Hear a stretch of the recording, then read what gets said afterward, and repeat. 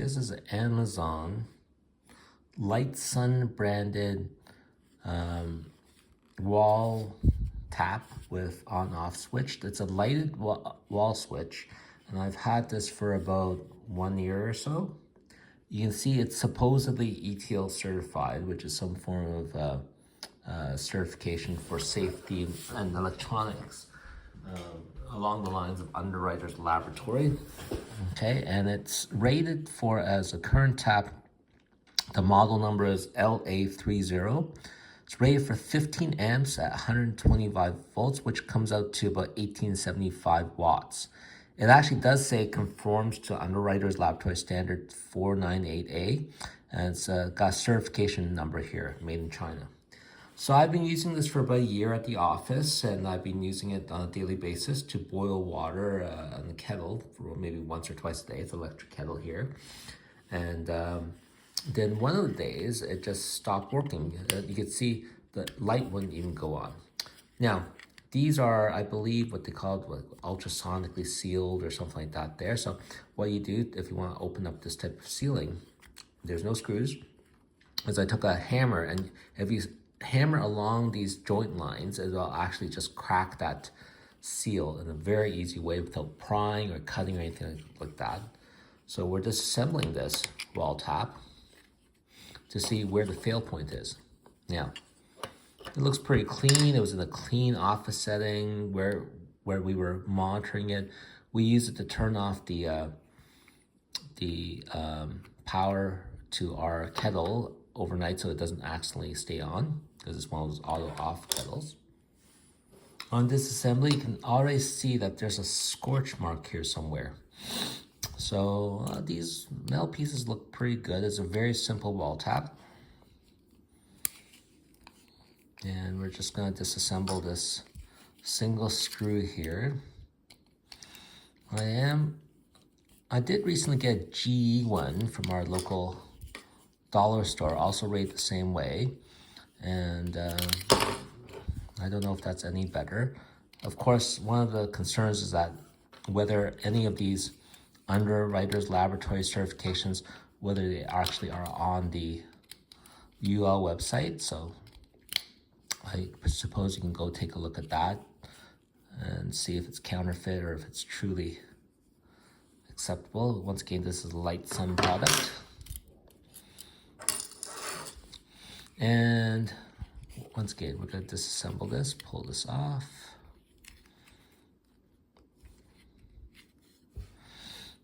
And one of the concerns I have is this scorch mark here seems to connect the switch to some form of connector. I'll see if I can zoom in on that.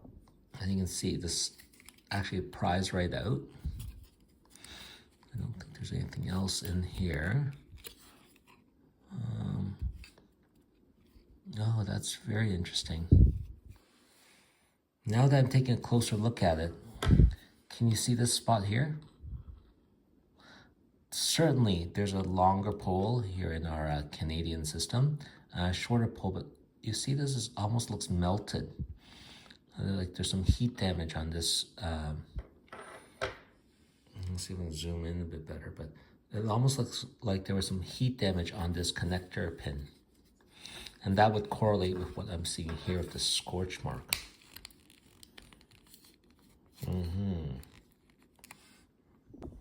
So I managed to wedge off and pry off this connector. And on the inside of this, you know, this looks okay, but it does feel like, oh, definitely some heat damage here. I don't know if it's transient or prolonged overload, but I don't know if you can see that there is some plastic. It looks like some deformation at that site compared to this side. Almost like that was heated for too long. And then look at these connectors. This connector here certainly looks scorched or damaged, overheated. I do wonder if this has something to do with the fact that this is a light, that there's a LED inside this connector. I am just glad that it didn't cause a fire. even more concerned about whether these are actually certified properly. Although if you look at this here, there seem to be some certification marks on there that, let me see if we can zoom in. The camera actually is better than my vision at this point. So it has a, I don't know what this means. This switch itself is a KEMA KUR, 16 amps, 250 volts, T100, some form of UR. Oh, here you go.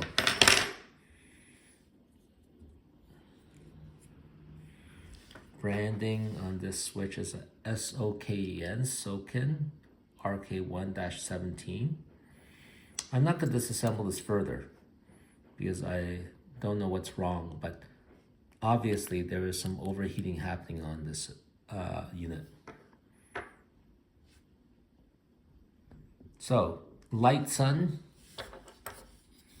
branded, Underwriters Laboratory, certified, compliant, CSA, wall tap, failure after 1 year. Just be careful using it on a high current source like a kettle like I was, because it looks like it's doing some form of heat damage. I replaced with a CASA TP-Link branded smart wall adapter. I don't know if that'll have the same failure points. Maybe it's just there's too much amperage going through, but I suspect that, honestly, I suspect some form of connection failure here. That scorch mark leads me to think that there's some engineering design where the connections are not strong enough, or more likely this particular switch itself can't handle it on a continuous basis.